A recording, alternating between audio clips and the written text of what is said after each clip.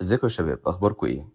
مش كل يوم تلاقي موتوسيكل قدر يحقق معادلة صعبة بالشكل ده، ان هو يكون سريع ورياضي وخفيف وفي نفس الوقت مريح وعملي. لكن هوندا كالعادة كان ليها رأي تاني. في اوائل الالفينات لما باقي الشركات كانت داخلة سباق من الاسرع على التراك، هوندا كانت بتفكر في الراكب العادي اللي بيحب السرعة برضه، بس كمان عايز موتوسيكل يقدر يعيش معاه كل يوم. وهنا ظهر النجم بتاعنا، الهوندا سي بي ار 600 اف 4 اي. منين بدأت الحكاية؟ سلسلة السي بي ار 600 اف بدأت سنة 1988، وكان وقتها بتغير مفهوم السوبر سبورت. هوندا ما كانتش عايزة موتوسيكل تراك بس، هي كانت عايزة تعمل سوبر سبورت حقيقية تقدر تركبها في الأسبوع وتطير بيها في الويك إند. الجيل الأول من السي بي ار 600 اف هو كان بسيط وعملي وناجح جدا، والأجيال اللي بعده فضلت تمشي بنفس الفكرة، توازن ما بين الأداء والراحة، لحد ما وصلنا سنة 2001.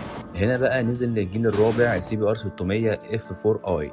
ده كان التطوير المباشر للاف 4، نفس الروح لكن التكنولوجيا بقت احدث والتفاصيل بقت اقرب للجيل الجديد اللي كان بيتحضر للساحه، اللي هو السي بي ار 600 ار ار. هنتكلم عنه بس مش في الفيديو ده. ايه بقى الجديد في الاف 4 اي؟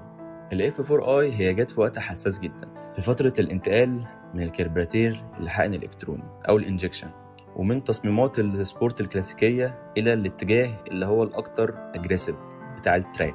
هي هوندا لعبتها صح جدا، ان هي ضافت فيول انجكشن وحسنت السسبنشن بتاع الموتوسيكل، خصوصا في نسخة السبورت اللي فيها فورك امامي قابل للتعديل بالكامل، وعدلت شكل التانك والكراسي عشان تدي وضعية اريح شوية، وخففت الوزن مع الحفاظ على الثبات بتاعه. يعني باختصار، معاك موتوسيكل سبورت بس مش مجهد ليك، وحديث من غير ما يفقد شخصيته. وده اللي خلى ناس كتير يسموه بان هو اخر جيل حقيقي من السي بي ار 600 اف. خلينا كده نشوف نظرة على المواصفات اللي بتاعت الموتوسيكل ده. اول حاجة سنين انتاجه هو من سنة 2001 ل 2006، والموتور بتاعه هو بيجي ب 599 سي سي، 4 سلندر، 16 صباب، وتبريد مية. والقوة بتاعته 109 حصان عند 12500 ار بي ام، والعزم بتاعه 56 نيوتن متر عند 10000 نص ار بي ام.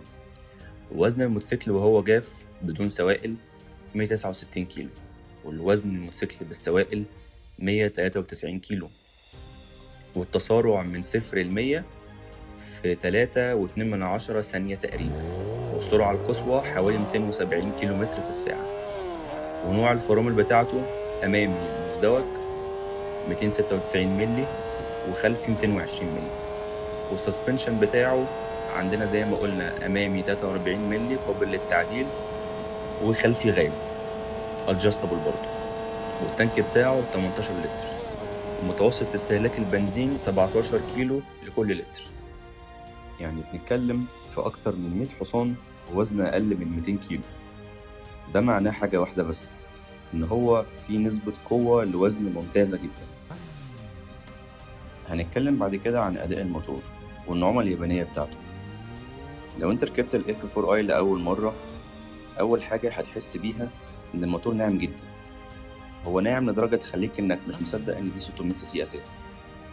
هي هوندا اتفوقت هنا في خليط غريب شوية، إن هو تحس إن الموتور ناعم ومش خشن، بس أول ما بتعدي 7000 ار بي ام بيبدأ الشخصية الحقيقية ليه. تلاقي الصوت بيعلى تدريجيا، والسحب بيبقى رهيب، والإحساس بيبقى كأنك راكب صاروخ. هو يعني تحت ال 4000 ار بي ام هتحس ان هو يعني موتوسيكل ابن ناس، ومش هتحس بالعزم والقوه فيه قوي. بس اول ما توصل للمنطقه الحلوه اللي هي بتاعت من 8000 ل 12000 ار بي ام، الموتوسيكل بيتحول تماما. وفي الغير الاولاني انت ممكن تعدي 100 كيلو اصلا وانت لسه ما بدلتش على التاني. بالنسبه بقى للشوارع والزحمه، السي بي ار 600 اف 4 اي هو معمول بحس عملي جدا، رغم انه سبورت بايك بس عرضه رفيع والمرايات ممتازة، وده بيخليه صديق للزحمة أكتر من أغلب المنافسين ليه في الفئة بتاعته. الهاندل بار بتاعه منخفض بس مش لدرجة مؤذية للظهر، يعني وضعية القيادة بتاعته هي شبه سبورتي بس هو مريح برضه. وتقدر تميل لقدام لو انت حابب، وتقدر تفرد ظهرك لو انت ماشي مشوار طويل، يعني وين وين. الكرسي بتاعه مريح جدا، خصوصا نسخة الاف العادية اللي هي فيها كرسي قطعة واحدة. واللي راكب وراك هيحس ان هو راكب كويس ومش هيحس ان هو هيقع يعني. طبعا دي حاجه نادره في فئه ال 600 سبورت. بالنسبه بقى للطريق المفتوح، هو هنا بقى يبدا المسرح الحقيقي للموتوسيكل ده. على الطرق الطويله الاف 4 اي بيلمع فعلا، الثبات على السرعات العاليه ممتاز، والموتور بيشتغل بسلاسه بدون اي مجهود. ومع اول لمسه للبنزين فوق ال 8000 ار بي ام الموتوسيكل بيغني، الصوت نفسه والاحساس والسحب كل حاجه متوازنه ومفيش حاجه اوفر فيه. ومع السسبنشن بتاعه اللي انت تقدر تعدل فيه، تقدر تظبطه على براحتك، ممكن تعمله ناعم للمشاوير او تشده شويه لو انت داخل في طريق فيه ملفات او طريق فيه تراك يعني. السسبنشن والفرامل في الاف 4 اي هي جت بتجهيزات محترمه جدا للفئه بتاعته. عندك فيه فرك امامي 43 مللي ينفع تعدله، وعندك الشوك الخلفي ممكن تعدله برضه، بيتخليك تظبط الضغط بتاعه حسب وزنك وطريقتك في السواقه. والفرامل بتاعته قويه جدا، 4 بساتم على ديسكات 296 مللي قدام، بس لازم تتنضف كويس لان هو بمرور السنين ممكن تبدا تتسد معاك. في نقطه مهمه، لو الخراطيم لسه الاصليه اللي هي المطاط بتاعته حاول تبدلها بخراطيم تانية ستانلس، عشان مع الوقت بتبقى نشفت وممكن تتقطع معاك. بالنسبه للاعتماديه والمشاكل بتاعه الموتوسيكل، طبعا الاف 4 اي مش هقول لكم ان هو من اكتر الموديلات اللي هو ليه سمعه زي الفل، بس طبعا مفيش موتوسيكل كامل، خلينا واقعيين يعني. ويمكن ابرز الحاجات اللي انت ممكن تواجهها ان انت هتلاقي في الموتوسيكل بعد كيلوهات ممكن كتير شويه، يعني ممكن مثلا من اول 30,000 كيلو او 40,000 كيلو ان انت تسمع صوت في الكامات، ده بيبقى شداد الكتين. ممكن تلاقي فيه تسريب في المساعدين عشان طبعا العمر بتاع الموتوسيكل، بس ده كله طبيعي جدا يعني. وكل دي حاجات سهله تتصلح وبسيطه، ومفيش اي حاجه من دول قاتله يعني. بالنسبة للألوان والنسخ اللي نزل منها ال F4i، هو نزل بألوان كتيرة، بس أشهرهم الأحمر في أسود، والأصفر في الرمادي، والأبيض في الأسود، والأزرق في الأسود. وكان في نسخة أورنج في أسود، بس هي نسخة نادرة شوية. وطبعا زي ما قلنا إن هو كان في نسختين، في نسخة السبورت والنسخة العادية. النسخة السبورت فيها 2 كرسي منفصل، والنسخة العادية فيها كرسي واحد بس. في بقى سؤال الناس بتسأله، هي ليه هوندا وقفت إنتاج الموتوسيكل ده؟ هوندا وقفته ليه رغم النجاح بتاعه؟ الجواب بسيط جدا، قوانين الانبعاثات الجديدة في أوروبا وأمريكا في الوقت ده، دي أول حاجة. تاني حاجة الاتجاه نحو موديلات سبورت خالصة زي النسخة RR. وبعد كده تطور التكنولوجيا الإلكترونية كان صعب تتطبق على التصميم القديم بتاع ال F4i.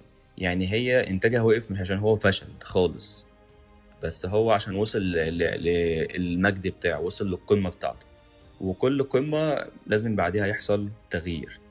خلينا نقول إن هو بعد أكتر من 20 سنة CBR 600 F4i هو لسه بيكسب احترام الكل، عشان هو بايك متوازن جدا. يعني من الآخر مميزاته وعيوبه إيه هما؟ أداء قوي بس قابل للتحكم، تصميم كلاسيكي جميل جدا، اعتمادي جدا، مناسب للمبتدئين والمحترفين الاتنين، وقطع غير متوفرة ورخيصة نسبيا. عيوبه هو محتاج RPM عالي شوية عشان يديك باور، وفي اهتزاز بسيط في الدوران الواطي، وتكنولوجيا قديمة مقارنة بموديلات دلوقتي.